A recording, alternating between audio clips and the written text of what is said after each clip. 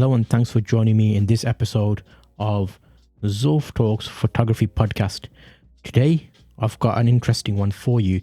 I will be looking at the new Nikon Z8. There's an article here which reviews the camera itself and how well it performs. It'll be interesting to see that. We'll go through it firsthand and see that today, as well as the Canon EOS R100. Is it a replacement for the EOS M?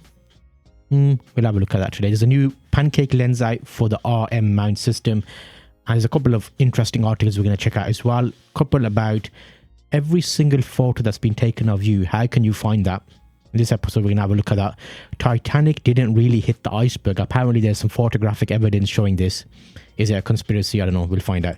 As well as some Hero12 specs.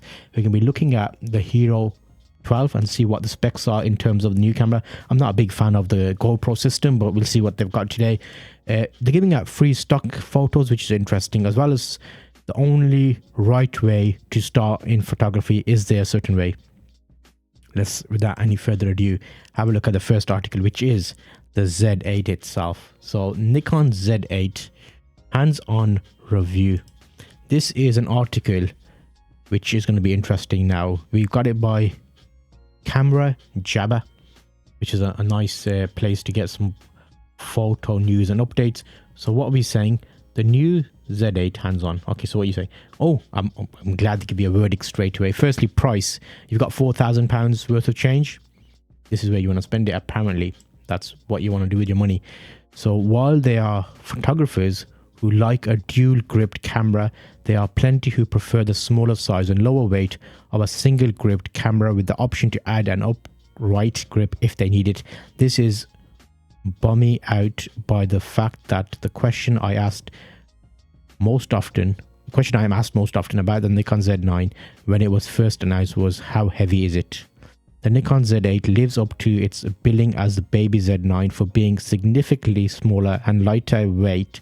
Having a virtually identical specification, it's also around 10% lighter and 15% smaller than the very popular Nikon D850. Okay, the Canon Z9 won lots of plaudits when it was announced, and its specification still stands out. It looks like the Z8 could be in line with a few awards as well. Okay, so it's a smaller version of a bigger camera. Is that what you're telling me? Is that what we got? So if you're looking at the camera, Nikon Z8 hands-on review. Quick article here. Should you get it? Apparently, it's a baby brother to the Z9. Identical specs is what they're telling me on this article. And the pros for it are smaller, lighter body than the Nikon Z9, advanced autofocusing system with subject detection, and a waterproof build. Against it is no mechanical shutter, shorter battery life than the Z9. So they made it smaller, so they skimmed out some stuff. What are we saying here? So released 10th of May 2023 is a Nikon Z mount system. So overall, is there anything 5-axis in-body image stabilization in body. So any lens you put on there, you'll get image stabilization. Okay, you know, it looks all right. I like the fact that it's got a Z on there, you know, Zulf photography and all. Okay, but I'm not a big Nikon user. I always use Canon. I've always used Canon. But yeah, there's no reason why you shouldn't use a Nikon. Any camera that gets the job done is a good camera. It looks quite big though, unless that guy's got really small hands. What do you think? What do you think indeed? Let's have a look at that. So when they announced new specs for cameras, the EOS R100 specs announced, and they're looking at about $800-ish with like a kit system. Is it any good? Because apparently they're saying it's a good comparison to the EOS M. So what did I do? I had a look at it. They're saying, can the EOS R100, is it a true replacement for the EOS M, is what the question is. Let's see what the Petapixel are saying, because they normally give a nice review. The Canon EOS camera is scheduled to, okay, that's price. So I went to DP review basically. EOS R100, obviously it's slightly more megapixels, and EOS M is slightly lower because that's 2012 EOS M, so it's an older camera. 2023 is EOS R100. Price wise, depending on the setup you get, you're looking at a similar price. But why is the new camera the same as an old camera price wise? Now, one is 24 megapixels, one is 18 megapixels. That might be important for you depending on what you're doing. A Digic 8 processor in the EOS R100 versus a Digic 5 in the EOS M. That basically handles how well it does the autofocusing, the low ISO performance, and like the in-camera features is like a higher rate. I did a full video explaining this. And what else we got? Video-wise is a mirrorless camera, so low light performance is not going to be great. Continuous burst of photographs. You get 6.5 photos per second in the EOS R100 versus the 4.3 EOS M. So these are like the little nuances on these cameras that, what are you doing? If you're doing sports photography, will you be using this kind of camera? If you're doing fast photography, mobile phones do better these days, so why not just get a mobile phone? I did say it, yes. A lot of mobile phones are catching up with cameras, especially in this arena of cameras, unless you're going full frame and mirrorless cameras, which are like, they perform better in low light, if that's what you're photographing, because it's all tailored to what you need to use it for. Remember, that's an essential piece of information there. So overall, that's the look at the couple of options there, but we've got a few more interesting articles. So let me get rid of the ones we've covered. Petapixels done. Oh yeah, okay. So, is this a thing? Is this a thing? Do you want to find every photo that exists of you? Lad Bible, I've got this article. I don't know how true it is. I thought it was interesting. I'll share it with you. And they're telling me actual intelligence is equally as fascinating as it is scary. So it's going to search your face to reverse image search.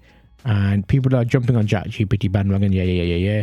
The bot can respond to questions in a human-like manner and understand. Yeah, okay, give me the... So this is... Oh, this has been around for a while. Image use. Yeah. Okay, it's not something fancy. So does it work is a question. You're going to put your photograph in there firstly.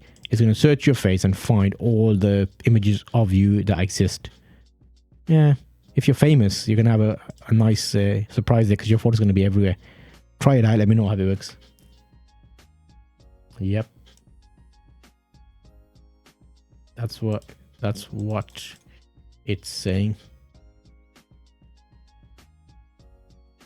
Okay. Interesting. Now what we got here?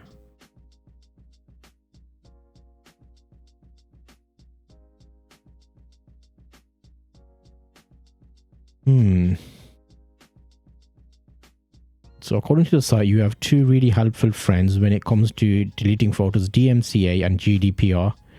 For those unaware, GDPR stands for General Protection Regulations and is actually a European Union law, though it is respected by many countries outside the EU.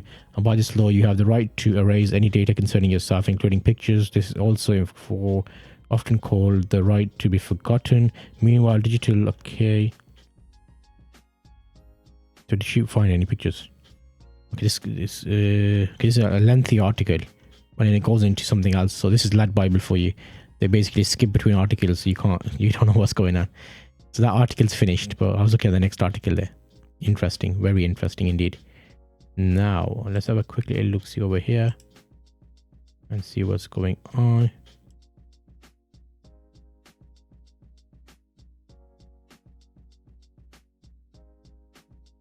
Okay. So looking at this situation, most disturbing website ever to find every single photo of you. Do you need it? Yep, that's fine. Now.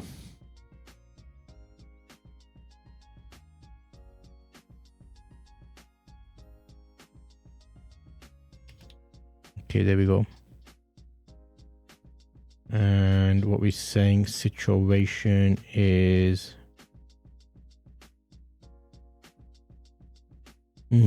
It can be interesting finding your photos, but you might get a surprise. You might find photos that you weren't expecting to find. Like, you know, there'll be photos shared on platforms. Some people have found photographs which have been used on other websites for marketing purposes. So it'd be interesting to find all of these things. Okay, so that's that sorted. What are we saying about the next one? Titanic expert thinks new 3D photos may prove it didn't hit iceberg as shown in movies. Okay, what? Wait, what? So Incredible new 3D images could hold the key to what really happened to the Titanic over 100 years. No. Okay, so famous ship. What? So they're telling us that everything they've told us so far has been a lie. Experts have now been able to take over 70,000 images of the ship from each and every angle. You may actually have grounded on the submerged. The new Titanic images are saying that it didn't hit an iceberg. Do you believe this? So they've taken 70,000 images, 3D images of the Titanic, and incredible new 3D images could have the key to what really happened to the Titanic over 100 years ago. Did it sink? Didn't it sink? Has our lives been a lie? What? Conspiracies.com. So that's 70,000 images. They must have had, I don't know what's going on there, mate. What do you think? What do you think indeed? Titanic didn't crash. Titanic didn't crash. What? Is that even? So, Titanic didn't hit iceberg. Photos prove.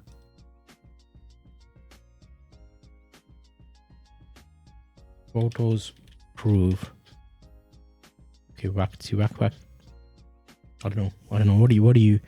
What do you think about this then? Okay, I'm gonna get out of the way now because I need to find some more. Okay, so I went straight into that, but I'm going to be a fun news here. So we've got an interesting one here. You know what it is? How far would you go to disguise yourself to get the perfect shot? This guy here uses puffin disguise to blend in with unsuspecting birds. This is like that documentary on the TV where they send animals out that look like animals with cameras in their eyes and stuff.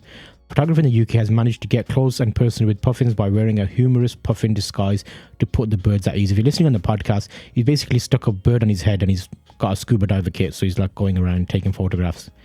So disguise can not only allow the photographer to approach the birds, but they even attached curious puffins. Attracted. I need to check my spelling. Okay. So, oh my days. Okay, that has to be one of the best photos of my entire career, seeing that. And you can't tell when he's in underwater what's going on. Oh, okay. So half water, half perfect place for puffin photos. Interesting option. That's petapixel. Free stock photos. What's that all about? So if you feel like you're not being represented, the US agency releases free stock photos of people with disabilities. So you'll notice this guy's wearing a hearing aid. We've got a few other options here where he's got like a leg, a fake leg. What would you call that? So what's the correct term for this? The correct term with that is like a prosthetic leg. A lady here, prosthetic leg, almost like iRobot style.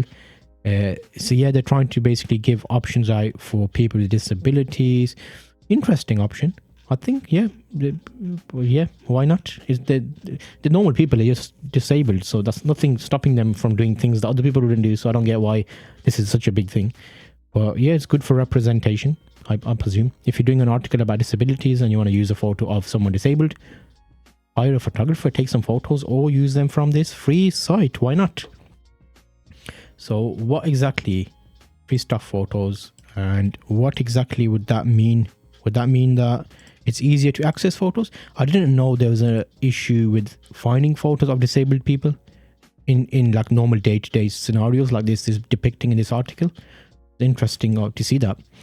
What else we got today? So 10 tips for capturing stunning star trails. Are you a bit of a fiend of the sky? What are the 10 tips? Choose the nice location. Okay, so this will be okay. I'll run through this. I want you to look at the main article, so I won't take too long. You want to take perfect photos of the night sky or stunning star trails. Here are 10 tips for you. 1. Find a nice location. 2. Use a focal length that fits your composition. Okay. Oh, look at that. That's an amazing image. Don't limit yourself to one wind direction. Number 3. Number 4. What we got is number 4. Don't be afraid of high ISO values. Okay. Choosing the right exposure time is number 5. We've got don't overexpose the stars as number 6. Number 7, make your star trails long enough. Remove any plane or satellite traces. Number 8. 9, combine your images in Photoshop. 9. Number 10, don't be hasty, take your time. Some amazing images here. F-Stoppers article, make sure to check it out. I love the images. Really good job there. Again, if you're on the podcast, apologies, I'm just looking at the photos they've taken. It's basically night trails of stars and they look quite amazing, to be honest with you. What else we got? Why film photography is only right way. Why film photography is only right way. Is that like the only right way to proceed in life, or what are we saying exactly here? Can you elaborate on this situation here? Is that the only way we need to go with our lives now? So it seems like photography, digital wise, is not really the key situation now. You want to get yourself some film photos. There's been a big craze on this, where people are taking film photos to get like a real raw, unadulterated image where it's not been changed. Well, you can technically do a little bit of changing if you scan it up, and you know, what? Film photography is the only right way to start. Okay. Is it? Is it? Only right way to start? Is it though? I'm not sure. Clicking noise is coming from my soundboard there. Sorry about that. Okay. So how deep are we into this? If you're joining me here, thank you for joining me. Again, this podcast has been brought to you by trustedcreators.org. You can get more information at zulftalks.com, where you can actually get free resources that help you along with the podcast I'm talking about today. You get information about how I do things, background details. If you're working for yourself as a photographer, as a creative online, like resources about how you go through life basically when you're working for yourself. All the things that people don't talk about. I share my diary. zulftalks.com. Hopefully that helps you. Continuing with the journey today. What else we got? I got a couple of more articles. Oh yeah, when you go to zulftalks.com, first link is show resources. Drop your name, email. I'll send you it directly to your inbox. You'll get like resources. GoPro Hero 12. Hero 12. What is that all about then? Quick look at that, I think. So the Hero 12 specs, something that Camera Jabber would like to have in there. 1-inch sensor, GPS mod for cyclists, new GoPro design. Okay, so they ask, 8K resolution, fluorescent cubes. What? I'm not a big fan of GoPros. Do you use a GoPro? Why do you use a GoPro? Why not use another brand? Why? Moaning about GoPro is what that is. Rant about GoPro. GoPro. Interesting rant. What? Okay, so Pancake Lens. What? Is that time for a pancake? Canon's 28mm 2.8 is a new Pancake lens for the RF mount. I do like these small thin lenses if you're just out and about and you want like a straightforward small camera factor body kind of, because what normally happens is if you've got like a big camera lens, it protrudes quite a bit. So if you have a thinner lens, everything just looks a bit more small. So maybe you should get one. Why not? Have you got the money? Do it. Why not? Exactly, why not?